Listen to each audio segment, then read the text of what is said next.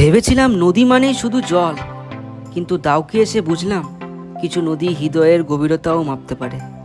এই জলের স্বচ্ছতা শুধু চোখ দেখাই নয়, এটা অনুভব করার জায়গা।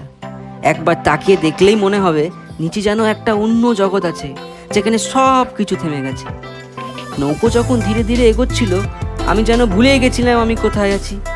পাহাড়ে ঘেরা মেঘে ঢাকা এই নদীর বুকে যেন একটা জাদু আছে, যেটা শুধু চোখে দেখা যায় না, মনে গেঁথেও যায়। চারপাশটা এত নিঃশব্দ, যেন প্রকৃতি নিজেই কথা বলছে। নদীর তলায় পাথরগুলো যেন আমাকে বলছে এই মুহূর্তটাকে অনুভব কর, ক্যামেরা ছাড়া। আর ঠিক তখনই মনে হলো এই জায়গাটা আমি ধরে রাখতে চাই, শুধু ভিডিওতেই নয়, মনেও। এই দাউকি আমার কাছে একটা ট্যুরিস্ট স্পট না, এটা একরকম থেরাপি। জীবনের দৌড়ঝাঁপ থেকে দূরে এসে এখানে যেন নিজেকে নতুন করে চিনতে পারলাম। তুমি যদি কখনো আসো, ক্যামেরা ছেড়ে অন্তত একবার চোখ বন্ধ করে শুধু অনুভব করবে। দাউকি তোমার সাথেও কথা বলবে। এখানে এত লোকজন দেখছো, এরা সকলেই বাংলাদেশি।